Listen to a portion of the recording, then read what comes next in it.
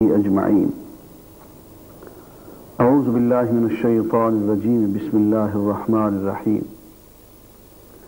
ولله على الناس حج البيت من استطاع إليه سبيلا ومن كفر فإن الله غني عن العالمين. صدق الله العظيم. عزیزان گرامی، السلام علیکم. آج حج کے بارے میں یہ عرض کروں گا کہ حج کس طرح سے انسان کو ایمان اور تقوی کی طرف لے جاتا ہے. بات یہ ہے کہ ایمان علم کے راستے سے آتا ہے.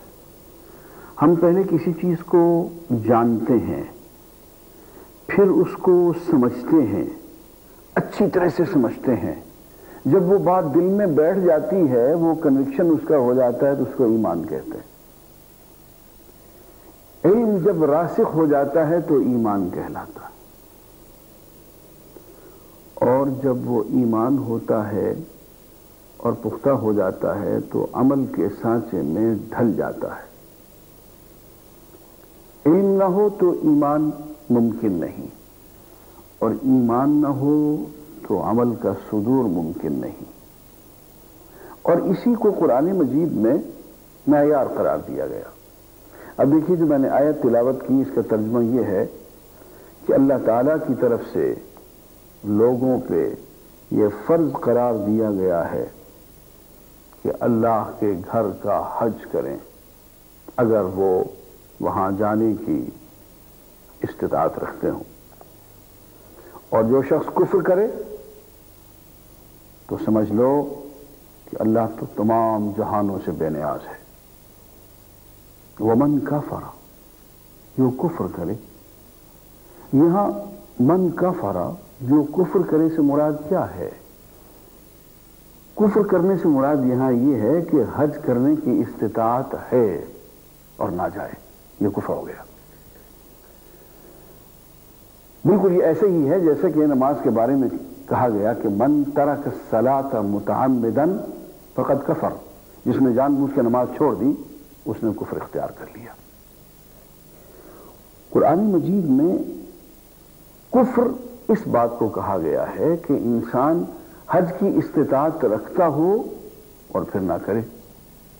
معلوم یہ ہوا کہ کفر صرف زبان سے کفریہ کلمہ کہنے کا نام نہیں ہے، بلکہ کفر ایک رویے کا نام ہے، ایک ایٹیچیوڈ کا نام ہے، ایک مزاج کا اور طبیعت کا نام ہے.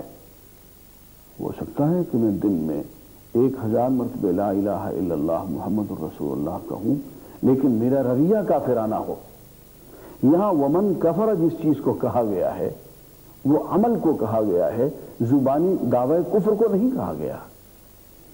تو معلوم یہ ہوا کہ ایمان کی ایک شرح اس آیت میں دی گئی کہ اگر ایمان کے تقاضے کو، ایمان کے عملی تقاضے کو پورا نہ کیا جائے، اگر اس رویے کو، زندگی کے اس اخلاق کو اختیار نہ کیا جائے، اس ایٹیچیوڈ کو، اس مزاج کو، اس طبیعت کو اختیار نہ کیا جائے جو ایمان کا تقاضا ہے، اسی کو کفر کہا جائے گا. معلوم یہ ہوا کہ حج انسان کو گھیر گھار کے اس زندگی کی طرف لاتا ہے، اس ایٹیچیوڈ ٹو لائف کی طرف لاتا ہے جس کو ایمان، اسلام یا احسان کہا جاتا ہے. اسی لیے فرمایا گیا وَلَا رَفَثَ وَلَا فُسُوقَ وَلَا جِدَالَ فِي الْحَجِّ. دیکھو، حج میں 3 باتیں نہیں ہوتی: رفث، بے حیائی کی بات; فسوق، اللہ کی کسی قسم کی نافرمانی; جدال، آپس میں جھگڑنا، غیر ضروری بحث کرنا، مناظرے بازی کرنا، بال کی کھال اتارنا. فرمایا یہ 3 باتیں حج میں نہیں ہوتی. لا رفث ولا فسوق ولا جدال فی الحج. مطلب یہ ہوا کہ اگر یہ 3 باتیں کرو گے تو پھر حج نہیں ہوگا. حج میں یہ 3 باتیں نہیں ہوتی، اور اگر یہ 3 باتیں ہوئی تو حج نہیں ہوگا. ان 3 باتوں سے روکا گیا. حج کے دوران عام طور پہ دھکے پڑتے ہیں، غیر ارادی طور پہ بھی کسی طرف سے، اور عام طور پہ غیر ارادی طور پہ بھی دھکے ہوتے ہیں۔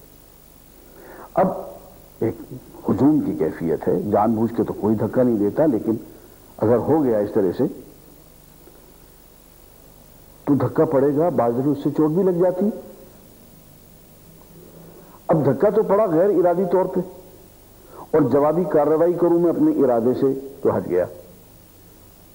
معلوم یہ ہوا کہ حج اس بات کا نام ہے کہ دھکے کھا لیے جائیں، دھکے دیے نہ جائیں۔ یہ پھر ایک رویہ کی بات ہے، ایک ایٹیٹیوڈ ٹو لائف کی بات ہے کہ اگر معاشرتی زندگی میں کسی طرف سے کوئی زیادتی ہو گئی ہے، کوئی دھکا پڑ گیا ہے، تو اس کو سہ لو، دھکا دو نہیں۔ جو شخص حج میں یہ بات سیکھ کے نہیں آیا، دھکے کھا کھا کے دھکے نہ دینے کا رویہ اپنا کے نہیں آیا ہے، تو حج کو بائی پاس کر کے آ گیا ہے، اس کو حج کی حقیقت نصیب نہیں ہوئی ہے۔ یہ ایک رویہ ہے، اس لیے کہ حج ہم کس لیے کرتے ہیں؟ یہ ایک کوئی سوکھی پھیکی ڈرل تو نہیں ہے۔ ہاں، ایک اعتبار سے ہی ایک سپاہیانہ کارروائی تو ضرور ہے، ایک سپاہیانہ مشق تو ضرور ہے، لیکن یہ کوئی سوکھی پھیکی ڈرل نہیں ہے۔ اس کا ایک ایک عمل جو ہے وہ اللہ کی رضا کی خاطر ہے۔ جیسا کہ میں نے گزشتہ بیان میں کہا کہ یہ تو رسم عاشقی کے طریقے ہیں، وہ نبھائے جاتے ہیں اس میں۔ اور اس میں یہ بھی فرمایا کہ دیکھو تزودوا، توشہ دان ساتھ لے کے چلا کرو، زیادہ سفر لے کے چلا کرو، خالی ہاتھ مت جایا کرو۔ اسلام سے پہلے لوگوں کا رویہ یہ تھا کہ وہ کہتے تھے کہ ہم اللہ کے گھر کے بھکاری ہیں، اللہ کے مہمان ہیں، تو اللہ کھلائے گا، اور وہاں پہنچ جاتے تو پھر بھیک مانگتے تھے لوگوں سے۔ تمہارا غلط بات ہے، جب لوگوں سے بھیک مانگتے تو پھر اللہ کے مہمان تم کہاں رہے؟ پھر اللہ کے بھکاری کہاں رہے؟ تو لوگوں کے بھکاری ہو گئے۔ ہاں، مزہ تو جب تھا کہ کسی کو نہ بتاتے اور پورے کا پورا توکل کرتے، پھر تو بات بھی تھی۔ وہاں سے خالی ہاتھ آ جاتے ہو، یہاں لوگوں کو بتاتے ہو، بھیک مانگتے ہو، تم اللہ کے مہمان کہاں رہے؟ اللہ کے بھکاری کہاں رہے؟ تو لوگوں کے بھکاری بن گئے۔ تمہاری نظریں تو لوگوں کی جیبوں پہ ہیں، غلط بات ہے یہ، حج خراب ہو جائے گا اس سے۔ تزودوا، زیادہ راہ لے کے چلا کرو۔ اور پھر فرمایا کہ زیادہ راہ بھی لیا کرو، لیکن زیادہ راہ لیتے لیتے ایک بات مت بھولنا، ان خیر الزاد التقوی، بہترین زاد سفر جو ہے وہ پرہیزگاری ہے، وہ تقوی ہے۔ اس کی تربیت لے کے جاؤ۔ حج پہ جانے سے پہلے حج کی تربیت کر کے جاؤ، معلوم تو ہو حج ہے کیا، کس مقصد کی خاطر جا رہے ہو، اور اس مقصد کو کیسے پورا کیا جا سکتا ہے۔ تو یہاں سے تقوی کی تعلیم کہ حج کا یہ سفر کرتے ہوئے تقوی کیسے حاصل کیا جائے، اس کے لیے اہم ترین ڈرل یہ ہے کہ اس سارے سفر میں مشائخ اور اہل اللہ کی، علماء کی صحبت اختیار کی جائے۔ جس طرح سے ان کو اعمال کرتے ہوئے دیکھیں ویسے ہی کریں، اور ذرا سا شک ہو تو ان سے پوچھ لیں۔ اس سے دینی تربیت آہستہ آہستہ خود بخود ہوتی چلی جائے۔ آپ دیکھیں کہ ہمارے ہاں جو بہت بڑے بڑے علماء اور ائمہ گزرے ہیں، ان کی زندگی کی کایا پلٹ حج کے درمیان ہوئی۔ مثلا شاہ ولی اللہ دہلوی رحمۃ اللہ علیہ، انہوں نے سفر کیا تو اس سفر میں وہ تقریباً 1.5 سال تک وہ حج کا سفر وہ کرتے رہے۔ 6 ماہ تک جانے کا سفر حج کیا، پھر وہیں رہے، سال بھر وہیں رہے، دوسرا حج کر کے پھر وہ روانہ ہو گئے، تشریف لائے۔ تو 1.5 پونے 2 سال کے سفر میں انہوں نے 2 حج کیے، اور وہاں رہ کے اس 1.5 پونے 2 سال کے عرصے میں انہوں نے حجاز کے علماء سے بھرپور فائدہ اٹھایا، وہاں کے صوفیاء سے، اہل اللہ سے، اولیاء اللہ سے انہوں نے اللہ کا ذکر سیکھا، روحانیت حاصل کی، اور پھر جب یہاں آئے تو ایک جداگانہ شخصیت بنے ہوئے تھے۔ اور قرآن مجید ہمیں حج کی آیات میں ایک خوبصورت آیت سناتا ہے، اور وہ بھی رویے کی بات ہے کہ کس طرح سے ایک ایمان کا رویہ. فرمایا فَمِنَ النَّاسِ مَن يَقُولُ رَبَّنَا آتِنَا فِي الدُّنْيَا. لوگوں میں سے کچھ ایسے ہوتے ہیں جو اللہ تعالیٰ سے مانگتے ہیں اور یوں کہتے ہیں ربنا اے ہمارے پروردگار ہمیں اس دنیا میں عطا فرما دے، اس دنیا کا اقتدار، اس دنیا کی دولت، یہاں کی چودراہٹ، یہاں کی جاگیر، یہاں کی آرام آسائش نصیب فرما دے. فرمایا وَمَا لَهُ فِي الْآخِرَةِ مِنْ خَلَاقٍ. آخرت میں ایسی شخص کا کوئی حصہ نہیں ہوتا ہے.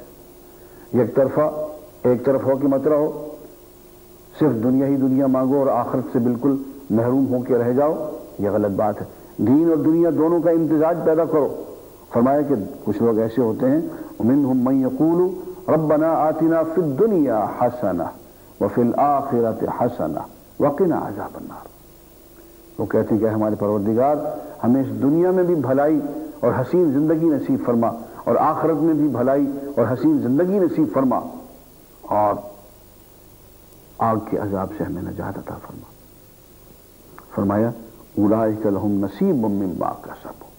ایسے لوگ ہیں جو اپنے کمائی کے اعتبار سے بانصیب ہیں، بد نصیب نہیں ہیں. یہاں سے یہ بھی معلوم ہوا کہ اسلام بحیثیت دین کے ہمیں یک چشم نہیں بناتا ہے کہ صرف دنیا کے ہو کے رہ جائیں اور آخرت سے محروم ہو جائیں. ایسا نہیں بناتا ہے، بلکہ دین اور دنیا کو خوبصورتی کے ساتھ اکٹھا کرتا ہے اور دنیا پہلے، دنیاوی زندگی کا حسن پہلے مانگتا ہے اور آخرت کی زندگی کا حسن بعد میں مانگتا ہے. اس لیے کہ آخرت کی کامیابی دنیا کے راستے سے ہے. وہ جو قارون کو نصیحت کی گئی وہ یہی تو تھی وَابْتَغِ فِي مَا آتَاكَ اللَّهُ الدَّارَ الْآخِرَةَ. دیکھو میاں، اللہ نے جو کچھ تمہیں اس دنیا میں دے رکھا ہے، اپنی دنیا کی اس دولت کو، دنیا کی اس جاگیر کو، اس خزانے کو جو اللہ نے تمہیں دنیا میں دے رکھی ہے، اس کو ذریعہ بناؤ، وسیلہ بناؤ، راستہ بناؤ آخرت تک پہنچنے کا. وَلَا تَنْسَ نَصِيبَكَ مِنَ الدُّنْيَا. دیکھو دنیا سے بے نصیب ہو کے نہیں جانا، دنیا سے خالی ہاتھ نہیں جانا کہ پتہ چلا کہ موت کے ایک ہی جھٹکے میں ساری کی ساری جاگیر، سارے کا سارا خزانہ، ساری کی ساری دولت ایک سیکنڈ کے اندر چھن گئی اور آدمی خالی ہاتھ دنیا سے نکل گیا. ایک قلاش اور مفلس آدمی کے جانے میں اور ایک امیر آدمی کے جانے میں کوئی فرق ہی نہ ہو. میاں ایسا مت کرنا، دنیا سے بے نصیب ہو کے مت جانا، سب کچھ یہی چھوڑ کے نہ مر جانا، کچھ ساتھ لے کے جانا. تو یہ ایک پھر اپروچ ہے، پھر ایک ایٹیچیوڈ اور رویے کی بات ہے. اور ایک بہت اہم بات فرمایا اللہ کا گھر تو جائے امن ہے.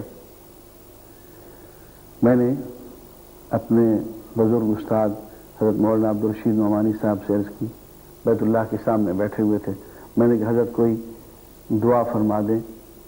تو انہوں نے کہا کہ اللہ سے مانگو کہ اے اللہ یہاں تو نے جانوروں کو بھی امن دیا ہے، ہم تو پھر تیرے بنائے ہوئے انسان ہیں، گناہگار صحیح پھر بھی تیرے بنائے ہوئے انسان ہیں. یہاں پہ تو نے ہر ایک کو امن دیا ہے. وَمَنْ دَخَلَهُ كَانَ آمِنًا. جو اس گھر میں داخل ہو گیا وہ امن میں آ گیا.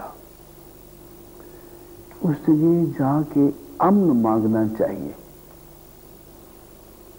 کیسے مانگے؟ دیکھیے قرآن مجید میں امن کا لفظ توحید کے ساتھ ملایا گیا.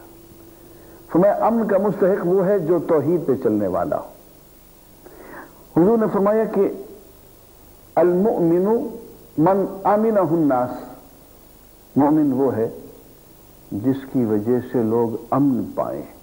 مومن کی تعریف ہو رہی ہے. معلوم ہو کہ دہشت گرد انسان مومن نہیں ہو سکتا. المؤمن اور الناس کہا، اور الناس میں کافر اور مسلم کی بھی کوئی تمیز نہیں ہے. المؤمن من امنہ الناس. مومن وہ ہے کہ جس کی وجہ سے لوگ امن میں رہیں. تو بیت اللہ میں ہم امن حاصل کرنے جاتے ہیں کہ وہ جائے امن ہے.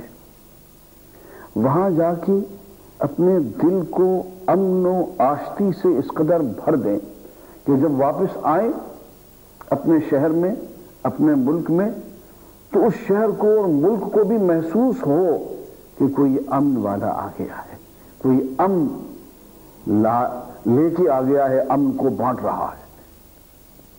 یہ جو پوری دنیا کے اندر ایک شور مچا ہوا ہے، پیس، امن امن، اور پوری دل کی منافقت کے ساتھ امن امن امن کا لفظ کرتے ہیں اور دنیا کے اندر بد امنی پھیلاتے ہیں۔ بیت اللہ شریف میں اس کے بالکل برعکس ایک کارروائی کی جاتی ہے کہ جو شخص بھی وہاں جاتا ہے اس کے دل میں اللہ کی محبت لبالب بھر دی جاتی ہے، وہ ایک مامتا کا سراپا بن جاتا ہے، اور جب آتا ہے وہاں سے تو اس کی آنکھیں مامتا سے لبریز ہوتی ہیں، محبت سے، ایثار سے، قربانی سے لبریز ہوتی ہیں۔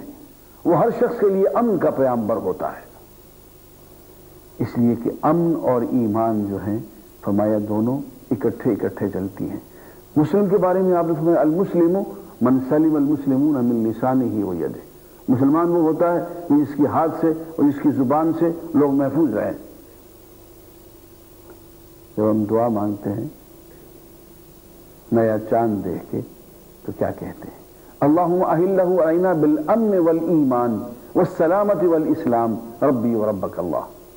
اے اللہ یہ چاند تو نے نکالا ہے، یہ چاند تو ہم پہ نکال رہا ہے تو امن اور ایمان نصیب فرما، اور سلامتی اور اسلام کے ساتھ اس چاند کو ہم پہ نکالا کر۔ معلوم ہوا کہ امن ایمان کا نتیجہ ہوتا ہے، سلامتی اسلام کا نتیجہ ہوتی ہے، اور یہ دو باتیں ہم اس جائے امن پہ جا کے سیکھتے ہیں۔ ایک اور بات بھی ذہن میں رکھنی چاہیے، حضور اکرم صلی اللہ علیہ وسلم نے ارشاد فرمایا کہ اللہ تعالیٰ ارشاد فرماتے ہیں، حدیث قدسی ہے کہ وجبت محبتی للمتحابین فیہ وللمتجالسین فیہ وللمتبادلین فیہ وللمتزاورین فیہ۔ اللہ تعالیٰ فرماتے ہیں میں نے اپنے اوپر واجب ٹھہرا لیا ہے کہ ان لوگوں سے پیار کروں جو میری خاطر ایک دوسرے سے پیار کرتے ہیں، میری خاطر ایک دوسرے پہ خرچ کرتے ہیں، میری خاطر مل کے اکٹھے بیٹھتے ہیں، میری خاطر دور دور سے آتے ہیں اور ایک دوسرے کو ملتے ہیں اور ایک جگہ مل کے بیٹھتے ہیں۔ ایسے لوگوں پہ میں نے محبت کرنا واجب ٹھہرا لیا ہے۔ تو یہ حجاج بہت دور دور سے آتے ہیں اور مل کے بیٹھتے ہیں، اور جن کو حج کی حقیقت نصیب ہوتی ہے وہ آپ کبھی غور سے دیکھیں تو آپس میں انتہائی محبت کی کیفیت میں ہوتے ہیں۔ حج کے اثرات میں جو کہ انسان کی شخصیت پہ ہوتے ہیں، ایک بہت خوبصورت اثر یہ ہوتا ہے کہ انسان مشاہدے کی کیفیت میں آ جاتا ہے۔ اب تک تو بغیر دیکھے کعبہ کی طرف منہ کر کے نماز پڑھتے رہے، ایمان بالغیب پہ ہی گزارا ہوتا رہا، ایمان بالغیب تو خیر زندگی بھر جاری رہتا ہے، لیکن وہاں چل کے بہت سی باتیں غیب نہیں رہتی، مشاہدہ بن جاتی ہیں۔ کچھ قلبی واردات، کچھ کیفیات ایسے ہوتے ہیں کہ انسان کے غیب میں کمی کر دیتے ہیں اور حاضر میں اضافہ کر دیتے ہیں۔ رقت قلبی کی کیفیت اور قرب الہی کا احساس، وہ جو جگر نے کہا کہ ضد پر عشق اگر آ جائے پانی چھڑ کے آگ لگائے، کچھ یہ کیفیت پیدا ہو جاتی، اور وہاں جا کے انسان کہتا ہے کہ آخر زندگی ہوا معلوم آپ کتنے قریب رہتے ہیں، اور یہ کہ شہرک تو بہت دور ہے جانے تمنا، آ میرے قریں اور قریں اور قریں اور۔ وآخر دعوانا الحمدللہ رب العالمین۔